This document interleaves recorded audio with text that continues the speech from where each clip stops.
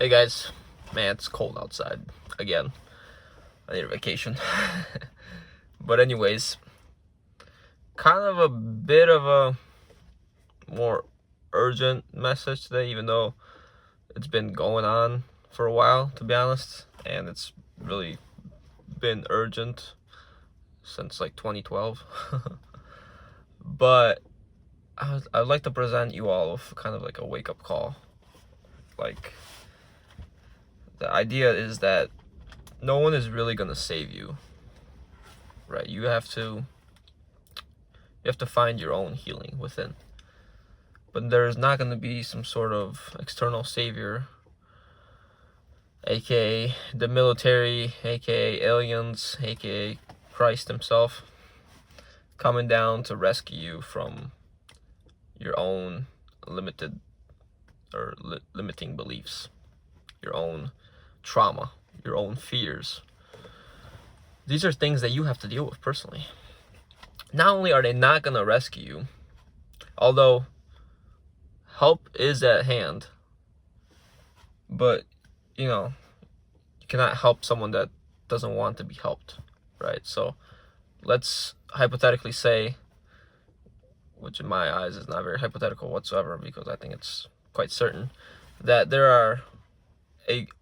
there's a galactic fleet of extraterrestrials / extra dimensionals outside our Earth's atmosphere currently, and or even beyond it in our solar system. But those guys are the primaries, the guys outside our Earth. And let's say they're just watching us, not like we're some sort of ants and they're like experimenting on us and they're running trials or anything, but they're watching us and hoping and waiting that, hey, maybe these guys are gonna get their act together and they're gonna, for one, ask for our help, because they can't come in and help us against our free will. They're not gonna just show up on the lawn and be like, yo, we're here, let's kick some ass, No, because then that would stop us from solving our own issues. It's kind of like, just to sidetrack a little bit, kind of like a mom or a parent that has two children and they're constantly bickering, and the children come to the parent each time to solve their own issues, and the parent does it, but the problem keeps occurring. So the parent intervening doesn't necessarily solve the issue, the underlying issue at hand. It just puts a band-aid on it until the next issue, and then they keep repeating the cycle. But if the parent just steps aside and is just like, no, you guys can deal with it, you guys are smart enough, and if you guys want to stop fighting, you will come to an agreement in between yourselves. And it's kind of like what's been going on, or that's pretty much what's been going on in our world today, where we got these people in power, and power in quotations, really they have no power, in which they are in these positions that were put by us. We accepted that, right? We voted them in, also in quotations, but we let these systems get so corrupt, and in essence they're a reflection of our own psyche, our own consciousness. So it's kind of like, the victim and the narcissist. The narcissist keeps pounding away at the victim, and the victim's like, oh, this is normal, I'm just gonna take it. I'm never gonna face my fear of actually leaving this relationship, because that would mean I have to be alone and deal with my own shit, right? So we have to recognize that there is a collective dark night of the soul going on, and what some people are doing is spiritually bypassing it by choosing to look away, right? Which in certain situations that can work when you try it, when you're focusing on the positive, but also working with the negative by, in essence, maintaining hope that your actions will have an impact while still maintaining a high vibration. That's not spiritual bypassing, in my opinion. But spiritual bypassing, it can be oh, look at all that crazy stuff going on over there. Oh, it's not affecting me, so I'm just gonna do my own thing, and whatever happens, happens. It's not I'm gonna ascend and get out of here. Which I can say that I was guilty of that to a point as well. But my intention was that if I maintain my vibration high, if I meditate every day, if I awaken others that are on the brink of that awakening, that are just need a little push, need a little guidance, because you can't help those that don't want to be helped, I am making my own difference by shining a light in the world and anchoring in these light codes and these messages sent from our spirit guides. But to just not acknowledge the collective unconscious that's coming to the surface whatsoever, and to say that these things don't affect me or may not even exist, that is a form of bypassing. And then there are people that are obviously unconscious and don't care, which is also bypassing, or may completely deny it whatsoever. So my message is that we've seen how corrupt some of these systems are, or potentially all of these systems are. Now, what are we actually doing about it? What is our intention? If you want to go in a cave and meditate for the rest of your life, it's free will. You can do whatever you want.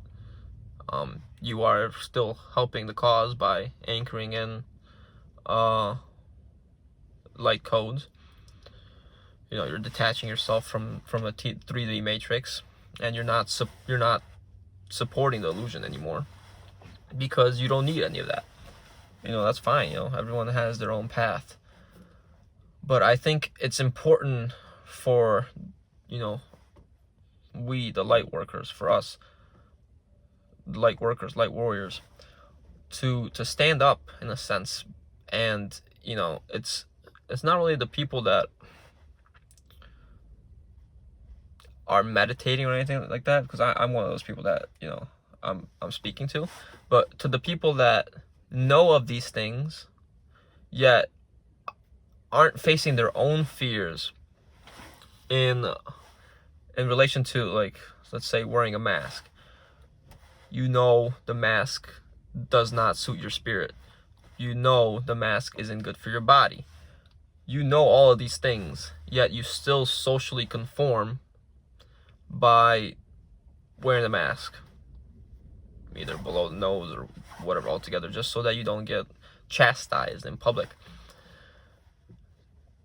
That means you're not fully anchoring in your own light. You're not willing to look at your own shadow, which is more than likely people-pleasing and a fear of rejection by society. And even though you know all these things, it's just knowledge. You're not applying it. It's not wisdom. You're not showing people that you are truly courageous and authentic. So that's how I've been trying to act.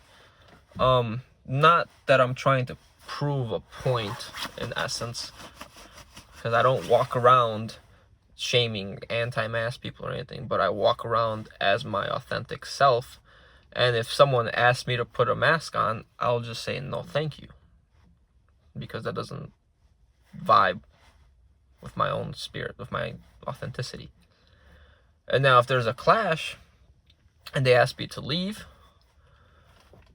there are certain laws that can protect you from that sort of thing. And it's important to do your research and stand up for yourself, because you have rights. And the more they try to take away these rights, the less you'll have. But when someone's actively trying to take your rights and you're actively conforming, that means you're giving your consent for them to take away those rights, because you are not speaking up. So if someone tells you put a mask on, shut up, or something like of that nature, you don't have to respond with violence or hatred or anything, but you have to set that barrier if you're going to live your authentic self. Otherwise, you're going to conform. So, there are many things that are changing, and they're rapidly trying to get more and more people to, get vaccinated and conform to these new laws. But at one point, people are gonna have to wake up and say, this is enough. We don't want this anymore. We're done with this narcissistic relationship between the people and the government. We put you people in power. You have no power. We are the people. But when? Because it's not just us we're talking about, not just this generation. The children coming into this generation, or the next generation that's going to be part of this society that we've allowed to go this far, they don't really know what the old normal was. They think this is the new normal. And as you can see, with children staying at home now more, they're sort of being pushed aside from all their friends, from forming relationships. Parents may not have as much time to take care of them. Some of the kids that may have grown up a little bit without a mask, now they have to wear a mask, and they, deep down their soul, they know it doesn't feel right. Something's off. And the more the parents think that they're acting responsibly, they're following the rules, and they're, just letting their rights slowly being taken away, the more these kids start resenting them. They're resenting their parents, because it's like they're the vulnerable ones. The parents are there for protection. Yet the kids have this feeling that they're not being protected. Like, where is our authority that was our parents that we relied on so much? They feel neglected. And down the line, these kids will end up turning on their own parents as a form of revenge for not protecting them when it was time to protect them. They don't even understand the psychological trauma that seeing a kid goes around with when seeing other kids with masks on. It's a form of silencing that, it's not okay for me to speak up. It's not okay for me to say anything. It's not okay for me to have any sort of identity, personality. And if you've been following my channel, there's the whole ego is based on identity and all that, but it's still very healthy to identify with things, even though you may know on a deeper nature that you are not those things. Because when they strip your identity, then they can build you up to be whatever they want, in a sense. It's conditioning, programming, right? So you can tell that I sort of have this strong feeling on masks, but it's deeper than that. It's not just a mask, it's what comes afterwards, right?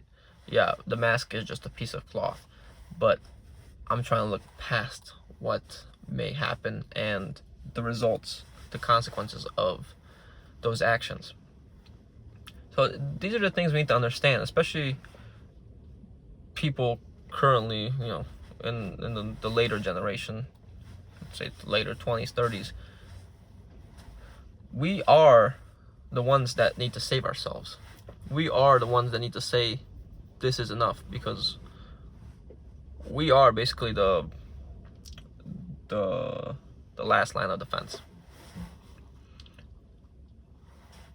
But when are we all going to say it's enough? Like I said, I'm not advocating for violence or anything of that nature. I'm simply saying that we need to gather the confidence to come together and say stop. And it starts with individuals. Because you think, I'm not doing anything by just walking inside a store without a mask or something like that. But really you are, because it just takes one person to show maybe the other one person that was on the brink of taking his mask off or her mask off. and then they get the courage, and then the next person gets the courage, and then soon it becomes like a 50-50 split, and you know, those that want to will, and those that don't want to won't. But it's about the people in the middle that, you know, are stuck.